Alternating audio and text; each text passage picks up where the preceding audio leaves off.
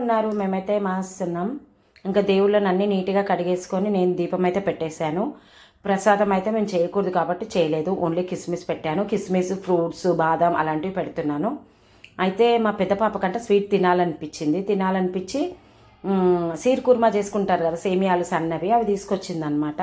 Mummy నేను ఆఫీస్కి వెళ్ళే లోపు నాకు చేయి మమ్మీ, నేను కొంచెం తినేసి వెళ్తా అనింది. ఇంకా గబగబా దీపం ముట్టించేసి నేను వచ్చి కొంచెం అవి వేపినా కొంచెం నెయ్యి వేసి నేనైతే వేయించుతాను. వేయించేసి ఇంకా పాలు అన్ని కిస్మిస్, బాదం, జీడిపప్పు అన్నీ వేసి నేనైతే చేసేసాను. ఎంత చేసినా వాళ్ళ సీర్ కుర్మా లాగా మనది రాదండి. వాళ్ళు బాగా చేస్తారు.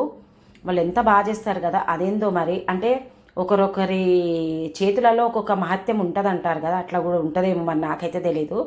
కానీ మనం ఎన్ని అయ్యి వాళ్ళలాగా టేస్ట్ అయితే రాదండి. ఇంకా సీర్ కుర్మా చేసేసినాక నేను మా పాపకు, పెద్ద పాపకు పెట్టించేసాను, చిన్న పాపకు పెట్టించాను, నేను తినేసాను.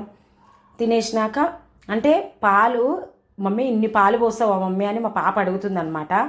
అంటే లీటర్ పాలు ఉన్నాయి, అన్ని ఉన్నాయి అనమాట. ఇందులో పోయంగా కొంచెం ఉన్నాయి, అన్ని పాలు అలా పోసేస్తామని. అన్నీ వేస్తేనే కదండి టేస్ట్ ఉండేది. అన్నీ కొంచెం కొంచెం కొంచెం కొంచెం వేస్తే ఏం టేస్ట్ ఉంటుంది? అస్సలు టేస్ట్ ఉండదు. అయితే మా అమ్మకి రామ్మ తిందు అని అంటే, లేదు బిడ్డ నేను వాకింగ్ చేయడానికి వచ్చిన కదా, జసేపు ఇక్కడ కూర్చొని వస్తా అని వీడికే తీసుకురా అన్నది. సరేలేని ఇక మా అమ్మ దగ్గరికి తీసుకుపోయినా. మా అమ్మ దగ్గర తీసుకపోతే నేను అన్న స్వీట్ సరిపోయిందా, కొంచెం ఒక స్పూన్ తిని చూసి చెప్పమ్మా అంటే సరే అని చెప్పి మా అమ్మ తిన్నది. మంచిగా అయింది బిడ్డ, ఇంకెక్కువ స్వీట్ వేయకు, ఎక్కువ స్వీట్ అయినా మనకు తినాలనిపించదు అని అన్నది.